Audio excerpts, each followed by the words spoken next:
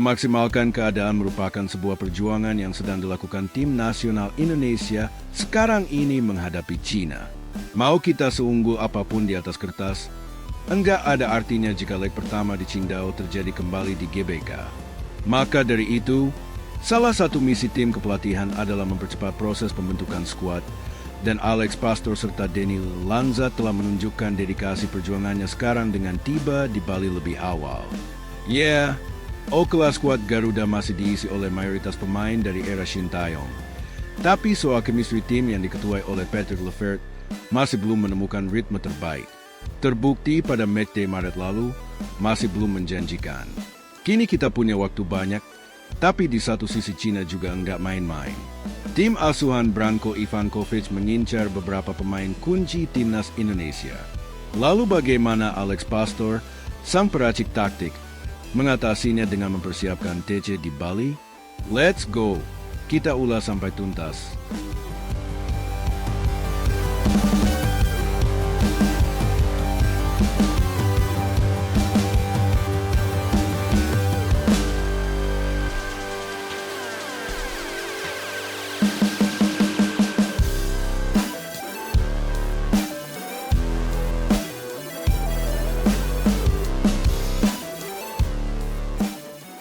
Tak cuma omong-omong doang kayak pemerintah di suatu negara, Alex Pastor dan Denny Lanza langsung satset ingin merealisasikan rencana di mana pemusatan latihan di Bali yang telah direncanakan matang-matang oleh PSSI dan tim kepelatihan bakal digelar pada 26 Mei. Dan tim kepelatihan telah sampai lebih dulu, jauh-jauh hari sebelum hari H, terpantau sejak tanggal 15 Mei, Alex Pastor, Denny Lanza, dan Ivar Jenner sama-sama mengabadikan momen sedang menuju ke Indonesia. Mereka semua tiba di tanah air tepat sehari setelahnya, pada 16 Mei, sesuai perkiraan jam penerbangan. Mengetahui lewat unggahan media sosial masing-masing, ketiganya lebih dulu berada di Jakarta. Sementara itu, pelatih utama Patrick Kluivert yang awalnya enggak ada kabar angin sedikit pun, ternyata juga dalam satu rombongan. Senang bisa kembali ke Indonesia, bersiap-siap untuk babak penting berikutnya. Tulis Patrick legahan Instagram pribadinya.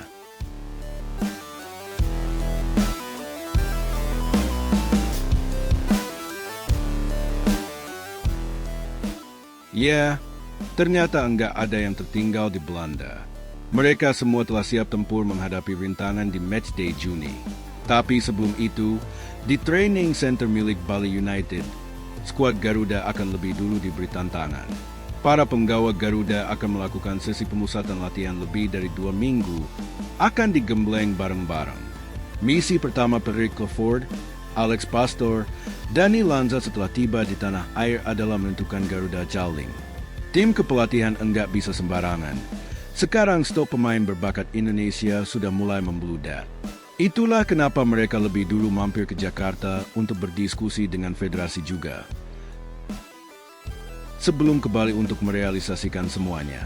Untuk skuadnya sendiri, jelas para pemain diaspora layaknya Jay Itzes, Tom Haye, serta pemain abroad lainnya menjadi prioritas. Lagi pula, beberapa nama yang tadinya meragukan kayak Dix, James, atau Kevin Dikini telah menunjukkan pemulihan cedera yang signifikan. Ketiganya diprediksi masih sempat buat ikut TC di Bali guna persiapan menghadapi tim nasional Cina.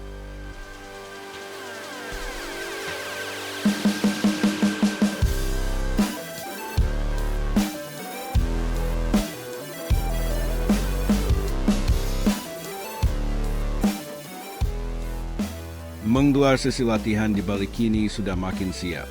Beberapa pemain yang kemungkinan akan dipanggil Kluivert telah lebih dulu berlibur di Bali mulai pemusatan latihan bukan sekadar rutinitas. Ini adalah awal dari fondasi, dan sebagai peracik taktik, Alex Pastor sudah menyiapkan kejutan dalam sesi latihan. Bukan sekadar lari keliling lapangan atau adu fisik tanpa arah. Semua sudah disusun dalam satu misi besar, yakni menyatukan irama, menyatukan jiwa berbagai anak bangsa. Ia berfokus dengan sesi short passing dan kombinasi dinamis. Latihan ini bukan hanya soal akurasi, tapi tentang memahami gerak antar pemain tanpa perlu bicara. Dalam pola latihannya, Sir Alex ingin setiap pemain mengenali pola pikir rekan setimnya. Kemudian latihan positional play dan small seated game di mana tekanan tinggi jadi alat utama. Di sini, kita semua tahu jika ingin membentuk ketenangan dalam badai, maka membangun kepercayaan di ruang sempit. Memancing improvisasi di bawah tekanan adalah jawabannya. Karena di laga kontra Australia saja sudah cukup jadi bukti kalau tim ini masih belum sinkron kalau dipres habis-habisan oleh lawan. Transisi cepat dari menyerang ke bertahan dan dari bertahan ke menyerang juga menjadi kunci. Teman-teman pasti sering memperhatikan kalau skuad Garuda sering kecolongan gol lewat serangkaian serangan balik cepat. Apalagi lawan Cina, udah kejadian tuh pas di Qingdao Stadium. Makanya semuanya akan diantisipasi dalam pemusatan latihan di Bali biar enggak kecolongan lagi di GBK.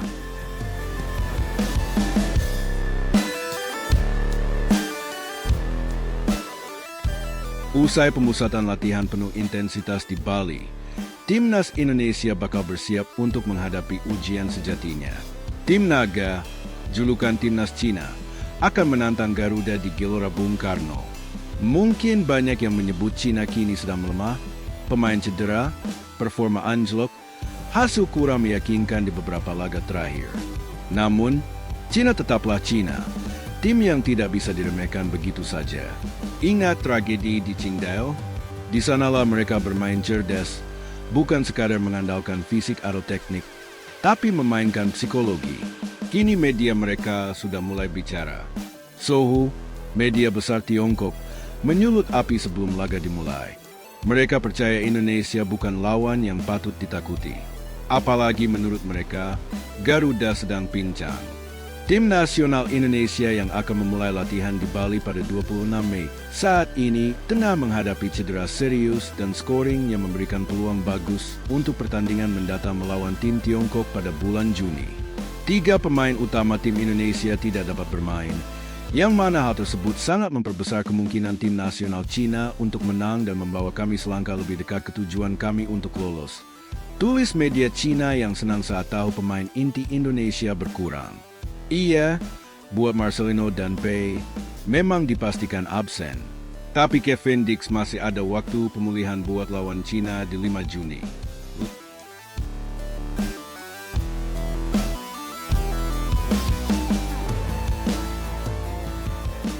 Dan ini bukan sekadar omong kosong. Cina juga tahu siapa yang harus dihentikan.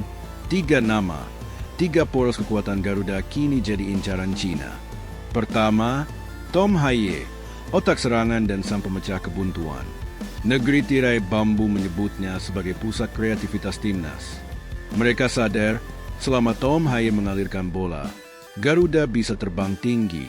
Maka dipastikan lini tengah Cina akan menempel ketat ke Tom Hye untuk mematikannya. Terbukti di leg pertama saat Tom duduk di bangku cadangan oleh Shin Taeyong. Indonesia kehilangan ritme, sulit menembus, minim peluang. Lalu di lini depan, oleh Romani yang terkenal cepat, lincah, tak bisa ditebak, juga mulai diwaspadai mereka. Striker 24 tahun ini bukan tipikal menunggu bola. Dia mencarinya, menusuk dari celah tersempit. Cina tahu betul sekali lengah, oleh bisa mencetak petaka. Maka ia pun diprediksi akan jadi bayang-bayang pemain belakang Cina sepanjang laga.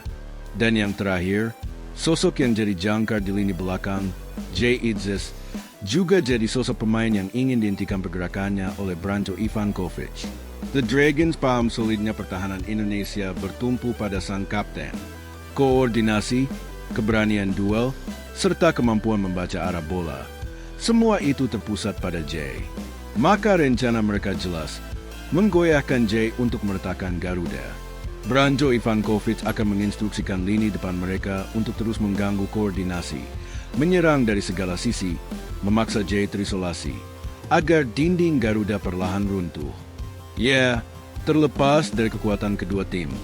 Karena kita belajar bahwa dalam sepak bola satu momen saja bisa mengubah segalanya, maka memang sudah sepatutnya tim Garuda juga harus mewaspadai setiap pergerakan Cina. Tapi yang bisa kami janjikan adalah satu hal, Garuda akan bermain dengan hati, dengan kepala dingin, dan nyala semangat yang tak padam. Optimisme 3 poin tetap jadi tujuan yang ditanamkan untuk membangun kepercayaan diri.